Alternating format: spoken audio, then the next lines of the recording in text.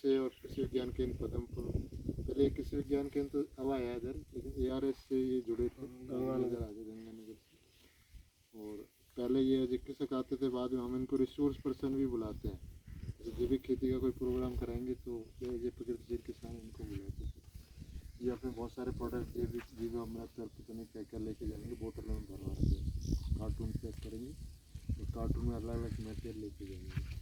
तो मतलब तसल्ली से किसान है या कृषि अधिकारी सबको बताएंगे। अच्छा अनुभव है इनका। और ये मैं आशा रखता हूँ कि जो हम इनके साथ एजुकेशन करेंगे वो भी अच्छा रहेगा। एक सीमित समय के लिए सर आए हैं, उधर भी हमने देखा, वो भी अच्छा लगा हमें। ब्रजमोहन जी ने इसके प्रयास अच्छे थे और ये हमारा योगदान दे रहे हैं, अच्छी बात है। सरकार भी चाहती है कि जैविक खेती को बढ़ावा दें।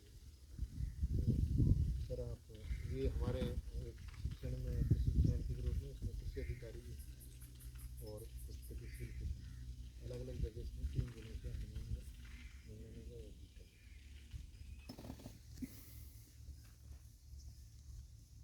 जैसा कि मीना जी ने बताया है, तो वैसे तो पहले तो हम आइडिया प्रचार करते थे कुदरती खेती का, और एक हमारी ऑर्गेनाइजेशन है nature human centric people's movement, जिसका मूल थीम यही है कि सिस्टम को प्रो नेचर प्रो ह्यूमन बनाओ।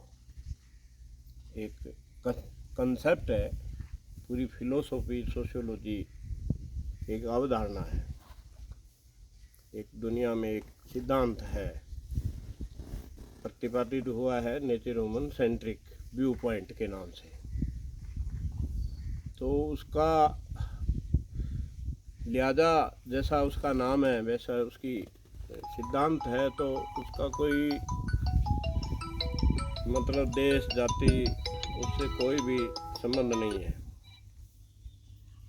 तो एक लूँगा, हिंदी तो बोलूँगा। बोलो फिर बड़ा पड़े वो जो जिसके कोई सवाल होंगे कर देंगे यार, ठीक है ना। लाइन के जीवन रेखा, वो शुद्ध हवा, शुद्ध पानी और शुद्ध भोजन है। पहला सुख निरोगी काया। वर्तमान में पूरी दुनिया में पूरे कोई भी दावा नहीं कर सकता कि ये स्वस्थ है प्राकृतिक तौर से।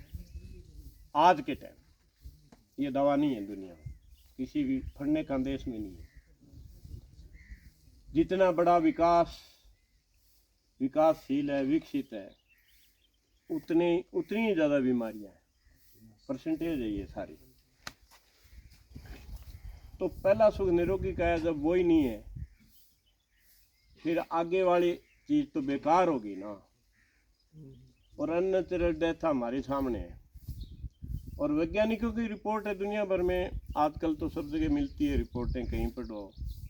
IPCC जो वर्ल्ड का क्लाइमेट चेंज के ऊपर जो अंतर्राष्ट्रीय कमेटी है वैज्ञानिकों की, लगातार रिपोर्ट दे दी है, छठी रिपोर्ट और ही ब्याह है। तो इसका खेती से हम सब जुड़े हुए हैं, ऐसे पूरी मानव जाती है। और आप और हम, हमारा खास विषय ये कृषि जो है थार है रहेगा, क्योंकि बहुत बड़ा भूगोलिक क्षेत्र, जितना अन्य कंट्रियों के मुकाबले में जो जितनी प्रकार की जलवायु और हर प्रकार का तिलहन अनाज सब्जियां सभी प्रकार की चीज़ें यहाँ पैदा होती है, विविधता है। तो खेती जो है वो सीधी जुड़ी हुई है क्लाइमेट से, वातावरण से, और वातावरण में गड़बड़ आ गई है, इसलिए खेती पे संकट सबसे ज़्यादा। जो जलवायु परिवर्तन, ग्लोबल वार्मिंग को, धरती का तपस होना, गर्म होना को, ये जो लगातार हो रही है, इसके अंदर तो ये जो चीज़ है, ये पहला छठी महाविलुप्ति का आधार हो गया। मैं तो नहीं कह रहा, हकीकत कह रही है, दुनिया के वैज्ञानिक कह रहे हैं, तथ्यात्मक रिपोर्ट है, वर्ल्ड लेवल पे कॉन्फ्रेंस हो रही है। सवाल यहीं आकर के टिका हुआ कि किसान अन्नदाता था, जहरदाता हो गया। अब तो जहरदाता है भाई, जहर इनपुट जो बोएंगे वो काटेंगे। क्या डाल रहे हैं, क्या छिड़क रहे हैं? मैं तो साहब से पूछूंगा, 4 प्रकार के ये नदी नाशक है, और जो पूरी दुनिया में 13 कंट्रियों में बैन है एकदम उसका, और वो यहाँ पूरी की तरीके अच्छी तरीके से छूट है। तो इस सोच के साथ ये समझ बनी और देखा खेती को ज़्यादा करके। आपने सुभाष पालेकर का नाम सुना होगा, सिटी ताराचंद बेल जी की पद्धति है, भारत में बहुत सारे हैं। एक डॉक्टर सुरेंद्र दलाल है, दलाल गोल्ड नाम से, हरियाणा में खास करके चलता है। और यहाँ तक नहीं कि मैं जापान तक के प्रशिक्षणार्थी कुदरती खेती में आज से 20 साल पहले मद्रास के अंदर हम गए, तो पहले समझा और फिर किसान के घर में पैदा हुए, तो समझ यही बनी कि सिद्धांत है, व्यवहार में हम लागू करें। तो धरातल पे मुश्किल है काम, आपको पता है। जब तक पूरा सिस्टम नहीं बनता, कुदरती खेती का जहाँ सवाल है या जैविक खेती का जहाँ तक सवाल है, तो इंसान को जब से खेती का ज्ञान हुआ तब से लेकर के हिंदुस्तान में तो 1970 तक कुदरती खेती था ही नहीं, रसायन था ही नहीं ना। तो इस तरफ अब हम इस मुद्दे पे आते हैं। जो भी इतिहास में जरूरत थी, मांग थी, हम उस पर नहीं जाते हैं, लेकिन सवाल ये है कि ये क्यों जरूरी है। ये इसका एक ही मिनट का जवाब है कि जितना जीवन जरूरी है उतना कुदरती खेती जो है प्राकृतिक खेती है, जहर मुक्त खेती है, कुछ भी नाम लो, ये जरूरी है। ये कुछ अन्न जो है वो स्वस्थ पैदा होना चाहिए। तो ये हमारा अभियान है कि इसके अंदर पूरा दुनिया का सिस्टम भी बन रहा है। दुनिया की सरकारें भी, जैसा साहब ने बताया कि सब आ रहे हैं, लेकिन उनका अपना ढंग है, अपना तरीका है, धीरे धीरे आ रहे हैं। जरूरत बहुत तेजी की है, इसलिए जन मूवमेंट की जरूरत है। सरकारें सुरकारें कुछ नहीं होती, जनता का जो स्तर होता है, लेवल होता है, वही होती है। इसलिए हमारा जन आंदोलन मतलब लोगों का, लोग तैयार हो और लोग अपने स्तर पे क्या करें। हम नहीं कहते कि तुम सरकार के अनुदानों पे उस पे निर्भर रहो। हम ये कहते हैं तुम चलो वो हो और वो सहायता हो तो ठीक बात है, लेकिन वो नहीं है तो क्या हम नहीं कर सकते मिल करके? समाज क्या सरकारों पे ही रहा क्या?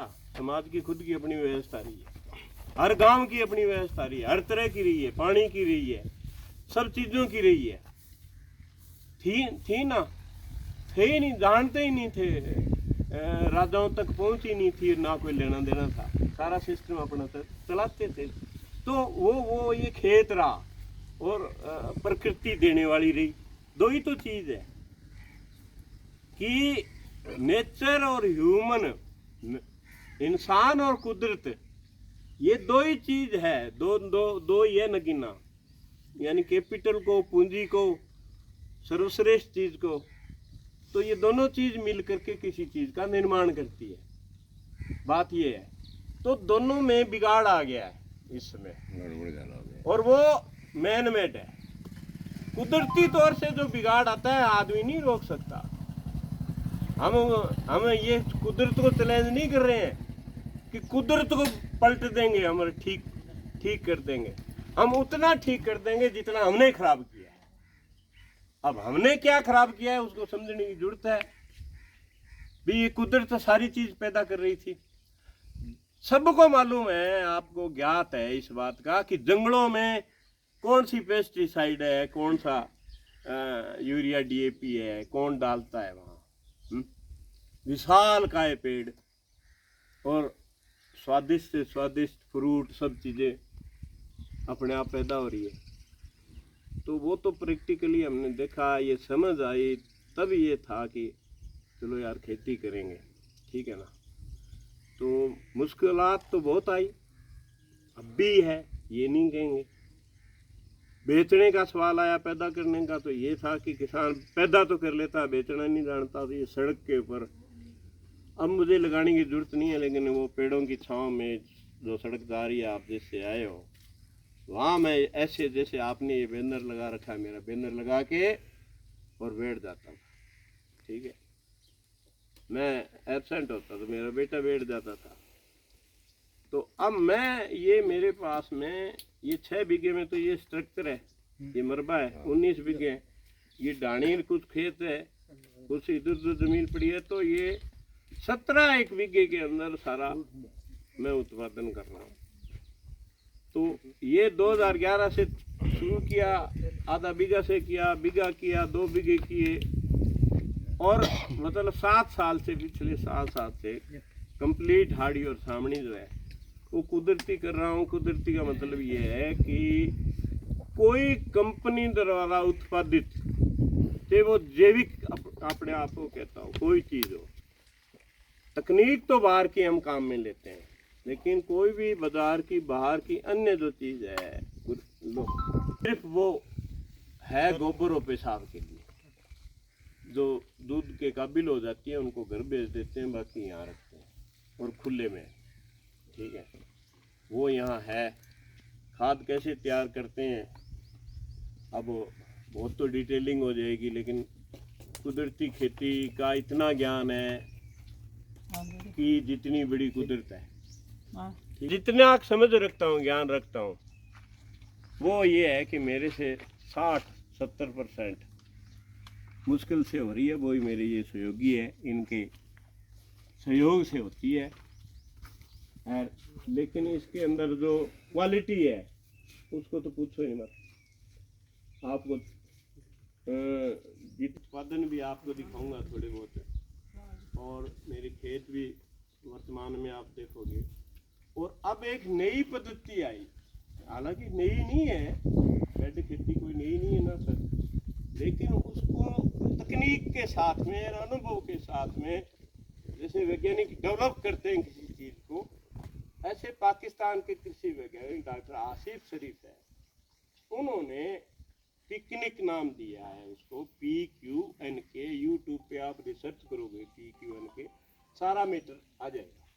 पायदार कुदरती निज़ाम काश्तकारी, ये उसका नाम है। वो ये है कि वो पद्धति है समतल जमीन पे, क्योंकि सारी समतल नहीं है हिंदुस्तान में, लेकिन समतल पे है कि उसका पहला सिद्धांत है कि लेदर लेवल करो।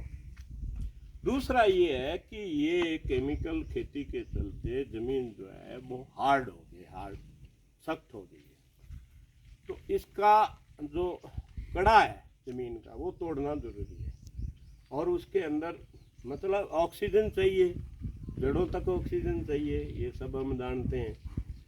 और बैक्टीरिया जो जीवाणु है वो जो ओली ज़मीन हो उसके अंदर ज़्यादा रहेंगे, जीवित रहेंगे, ज़्यादा डेवलप होंगे, और नमी भी उसके अंदर जो मॉइस्चर है वो भी ज़्यादा नमी बनी रहेगी। हम जानते हैं कि पौधे पानी नहीं पीते हैं, मुंह नहीं लगा हुआ है कि आदमी की तरह गटक गटक पी जाए, वो तो नमी से चलती है सारी चीज़ें।